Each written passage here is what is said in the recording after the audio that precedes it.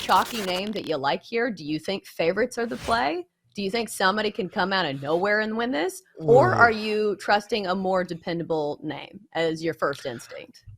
My first instinct is to go with Patrick Cantlay, I believe. And I need to check the most recent odds at BetMGM. But the last time I checked, he was 16-1. And you just mentioned it. I know in every single major, it sounds very cliche to say, hey, you gotta drive well, you gotta stay straight off the tee. But in some courses, on some courses, it's much more of a definitive factor than others. And if you look at the North Course at the LA Country Club, man, you need to be straight off the tee, because if you get into that wooded area, you're going to have some problems. You got to be able to scramble as well, more so than at other courses. So I like Cantlay. He's been extremely consistent this season, and I think there's a lot of value there at 16-1. So that would be my play. Yeah, I'll be on Victor Hovland. I think if he continues to putt well, he is one of the most dangerous golfers on tour, because we know that the iron play is always there for Victor Hovland. And then the hometown guys, not necessarily hometown, but at least home state. Colin Morikawa, another excellent irons player, but it feels like we say that every single major. He's from California. And also Max Homa. We know the Cali boy plays extremely well at California courses, so maybe he is worth a sprinkle as well. I want to play Brooks Koepka, but it feels to me almost that the value has gone, because a few tournaments ago, we were saying, hey, you get great value on Brooks Koepka because he's been playing on the Live Tour. And it's hard to cross over. You don't even get official world golf rankings points when you're playing on the Live Tour. So you get him at a good price. So now that he is the third favorite at 11-1, do you think there is still value there on Brooks Koepka, or do you think the price alone, you stay away from him? It's just so difficult in today's day and age to win. I'm trying to think of the last time a player won back-to-back majors in Chelsea. I can't remember when that was. So certainly he has, if anybody can do it, Brooks is the guy. Brooksy is playing great golf right now, but the field is so competitive, and I just don't know, based on recent history, if I would put my money there, because it's so difficult to do. Yeah, you know me. I'm not a big fan of outrights because I think it's extremely difficult to hit those markets. They finish second, you win $0. So for me, I love the top 10s, top 20s. I think I'll take a swing on Scotty Scheffler, top 10 as well. This guy has been the picture of consistency. Try to find a bad tournament for Scotty Scheffler. It's difficult.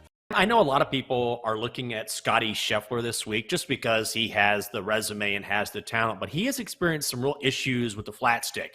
And he's been teasing the media saying, maybe I'll switch up my putter this week, maybe I won't. Is he worth putting a sprinkle on, especially when A, he's struggling, and B, you don't know what he's going to do or how he's going to try and rectify this? And C, a super short price. I mean, he's the favorite, plus 650 I'm seeing, Jenks. Like, it's absolutely ridiculous. I can't go there, especially when you have a guy who is openly saying to the media, I'll try this, I'll try that with the putter. Like, hello, this isn't Tinker Week. This is the U.S. Open. You can't just figure it out with your flat stick, especially two guys with a relatively unknown golf course. Nobody knows about this golf course, really, except for the players who played in the 2017 Walker Cup. Scheffler was one of those guys, but that was a while ago. We've seen some changes since then. So for Scotty, listen, he's so darn good with his ball striking that alone can carry him to a top 10 finish, top 15 finish. But on this golf course where you are studying on Monday, Tuesday, and Wednesday, cramming everything in as far as the undulations are concerned of these greens, it's going to be really hard for Scotty Scheffler to win this week. Breaking news, here's your winner for the U.S. Open, Patrick Cantlay. He gets it done. 11 of the last 14 U.S. Open winners were first-time major champions. So I think that trend continues. He has not missed a cut in the last 5 U.S. Opens, one of 6 players in this field who ranks above average in driving distance, driving accuracy, strokes gained approach, strokes gained around the green. So he's got the balance game. Number 1 on tour in total driving as well. Very key stat here this week at a U.S. Open. Leads the tour in the all-around ranking. He was top 10 at the PGA Championship. Guys, he's got the mentality to win a major. He's a California kid. He knows this unique Bermuda grass that we will have this week in Los Angeles. So Patrick Cantlay, go ahead and lock him in. Let's look towards the WNBA because I'm not somebody who bets on the WNBA. So you're going to have to break this down real simple for me. Who is winning it all in the WNBA? What's your play in the futures market? Well, Chelsea, there are kind of only one or two teams that are really at the forefront of having a chance to win it. It's the Las Vegas Aces and the New York Liberty. I mean, odds out there, if you want to take the Aces or Liberty to win the title, that's minus 550 against the field, which is plus 400. So that tells you right there that those are kind of the only two teams that the market thinks has a chance. The Aces, they've only lost once this season. They look like an absolute wagon. I don't see them losing a whole lot more this year. So they would be my favorite, but you're laying minus 105 to bet them right now. I don't know if that's worth it. The New York Liberty, they're plus 160.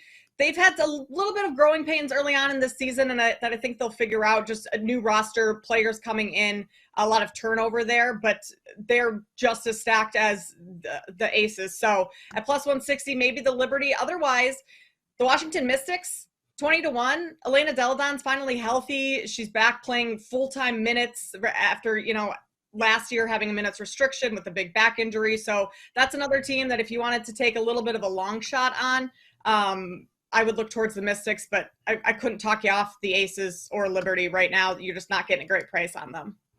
So, Kate, when you look at more of a niche market, you see the MVP market, and I know you mentioned Elena Deladon. I know she's not the favorite, but certainly she's in the conversation because of her history. So if you're looking at that market in particular, who are some of the names that you would throw out there that you like?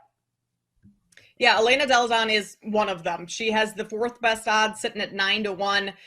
What's interesting in the WNBA MVP market is that you have repeat winners quite common. 7 players have won 2 or more MVPs in the 26 years that the award's been going on, or typically goes to a forward, which is interesting. Elena Deladon's actually the only perimeter player to have won since Diana Taurasi in 2009, and before that, Cynthia Cooper, a guard, winning it in 97 and 98. So since 97, you've had maybe 3 perimeter players win this award, which makes me think that it's going to be, a big woman winning it, which is A'ja Wilson, second shortest odds at 4-1, which I don't think is a terrible number at all for her, because a lot of times the player that's won the award has been on a team that has the number 1 seed going into the postseason. It looks like that's going to be the Aces.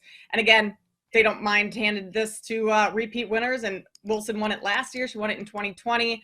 If you wanted to, take a long shot and look for maybe a guard, which, again, not completely out of the question, Kelsey Plum or Jackie Young from the Aces. I think those are 2 players that, bring so much to this team in terms of scoring and facilitating and their defensive prowess, things like that, those 2 on the Aces would be sitting both at 30-1, a kind of a long shot that I would look at.